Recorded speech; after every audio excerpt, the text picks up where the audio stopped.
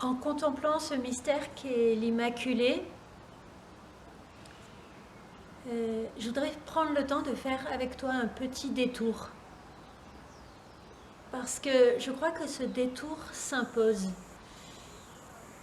Aujourd'hui, je voudrais qu'on s'arrête sur qui est l'Immaculée, celle qui a dit oui. Et peut-être c'est une question qui t'a effleuré au fur et à mesure de ce parcours. Quelle est la liberté de Marie? Et finalement, derrière, on peut penser qu'il y a la question, quelle est ma liberté?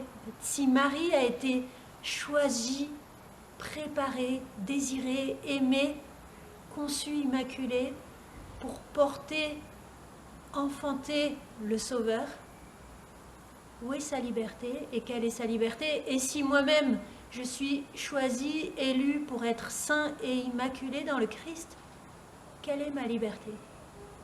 Tu vois, quand des questions comme ça se posent, quand tu as des interrogations qui se lèvent dans ton cœur, regarde vers le ciel. Ne reste pas entre toi-même et toi-même. Regarde le Seigneur et demande-toi quelle est la liberté de Dieu. Dieu est souverainement libre. Contemple la liberté divine. Arrête-toi sur cette liberté. Qu'est-ce que tu vois? Dieu est souverainement libre et pourtant il y a beaucoup de choses que le Seigneur ne peut pas faire. Il ne peut pas faire le mal. Il ne peut pas mentir, voler. Tu peux faire toute la liste. Et je n'enlève rien à la souveraine puissance et à la souveraine liberté du Seigneur en disant cela. Ce qui veut dire que la liberté de l'homme, créé à l'image de Dieu, n'est pas d'abord de choisir entre le bien et le mal. Ça, à la limite, on pourrait dire que c'est le libre arbitre. Et encore, c'est un libre arbitre qui déjà est affaibli, blessé par le péché, qui est déjà un peu malade.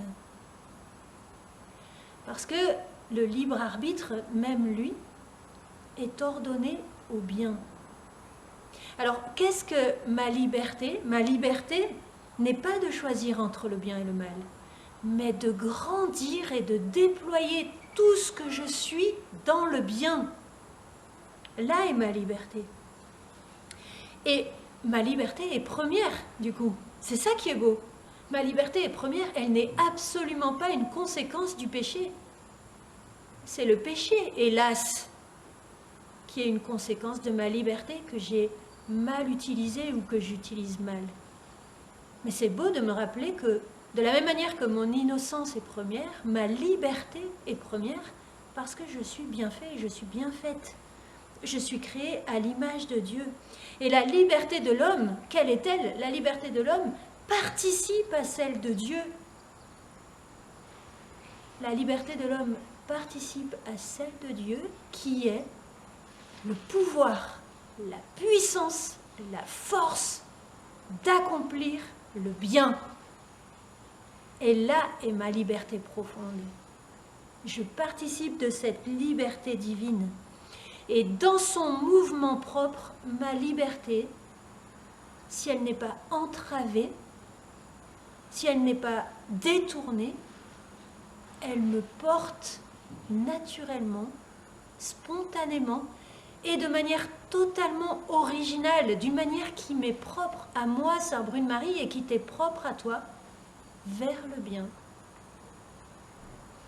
Et c'est ça qui fait ma beauté profonde, qui fait que je suis unique et je vais pouvoir exprimer à ma manière à moi, souverainement libre dans la souveraine liberté de Dieu, qui je suis, créée à l'image de Dieu. La possibilité d'hésiter, de dévier, de me détourner, n'est que la rançon d'une faiblesse et d'un mauvais usage que je vais avec lequel je vais vivre ma liberté. La possibilité de dévier le péché, dévier de sa cible, vient de cette blessure qui traverse le cœur de l'homme depuis le péché originel. Sous le poids de ma nature affaiblie, de ma nature déchue, de ma nature blessée par le péché, j'ai du mal à comprendre cette liberté profonde. J'ai du mal même à l'imaginer. Pourtant, tu es obligé de constater que la liberté la plus parfaite, humainement, c'est celle du Christ. Souverainement libre, qui dit « Ma vie, nul ne la prend, c'est moi qui la donne. » Et qui va livrer sa vie par amour, exercer sa liberté jusque-là, on l'entend à chaque prière eucharistique, au moment d'entrer librement dans sa passion. En fait, cette liberté, saint Thomas dit que le libre arbitre qui est parfait est toujours orienté vers le bien parce que la personne qui l'exerce est dans la pleine maîtrise de ses actes. C'est ça la liberté qui se vit dans la grâce. Par le péché, Dieu va m'apparaître comme un ennemi de ma liberté. Le péché me donne une vision déformante de Dieu, de la liberté, de la créature que je suis, de ce que sont les personnes qui m'entourent. Tout au contraire, en fait, ma liberté et mon bonheur sont en Dieu et en Dieu seul. Et vous voyez, c'est la ruse principale du père du mensonge, ennemi de la nature humaine, qui a infiltré ce soupçon dans mon cœur que le Seigneur n'est pas un papa qui m'aime avec des entrailles de maman et ne veut pas mon bonheur. La grâce du Seigneur agit en moi pour que je sois souverainement libre, c'est-à-dire pleinement investi dans les pensées, les paroles et les actes qui sont les miens, et que ce soit les miens propres. C'est ça qu'accomplit la grâce du Seigneur à l'intérieur de moi, de mon cœur et de mon intelligence. Sa grâce permet que mon action soit vraiment responsable, pleinement humaine, libre de tout esclavage. Plus je vais agir selon la volonté divine, plus je vais être libre. C'est-à-dire, plus mon action va être mienne, tout en étant celle de Dieu qui vit et qui agit en moi. Donc je reviens à Marie. Marie, préservée du péché originel. Donc elle se trouve de fait pleinement ouverte à la grâce. Tout ce qu'elle pense, tout ce qu'elle dit, tout ce qu'elle fait engage à chaque instant tout son être, toutes ses facultés vers le bien, en cohérence avec la volonté divine, en communion avec la volonté divine. Tout en elle est adhésion joyeuse, vigoureuse, enthousiaste vers le bien. Et loin d'être esclave de ce bien, elle est pleinement libre de sa volonté dans la volonté divine.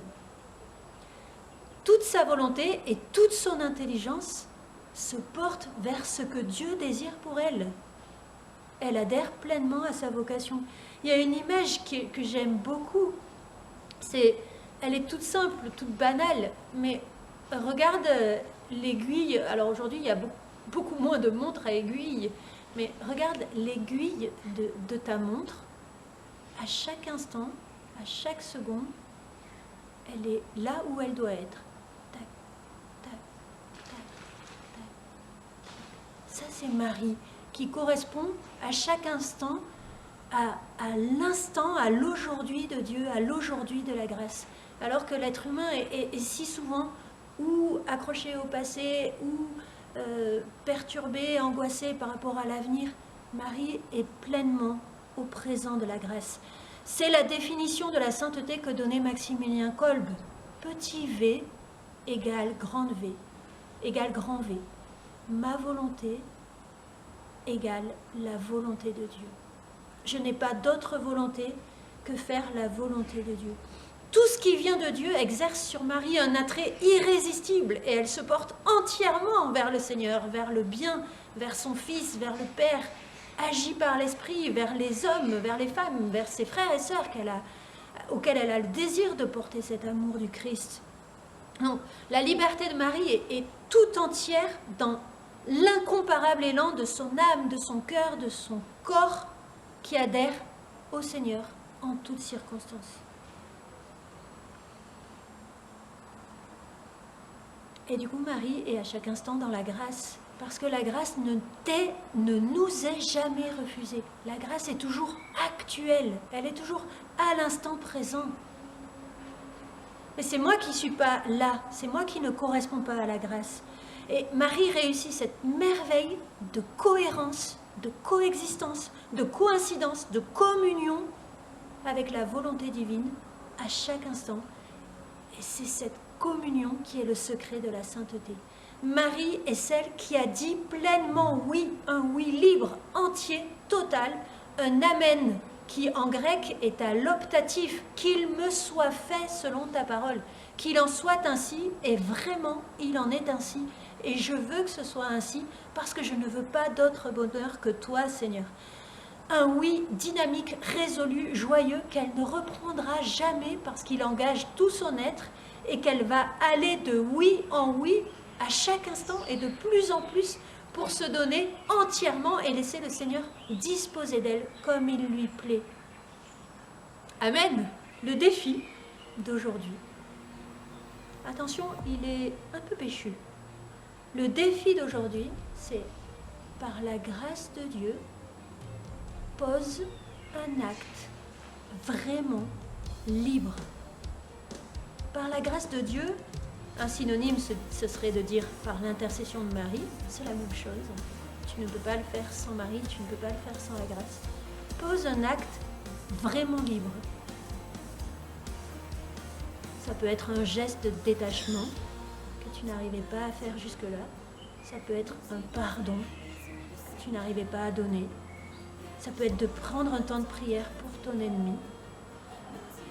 Un acte vraiment libre, c'est-à-dire un acte de pur amour gratuit.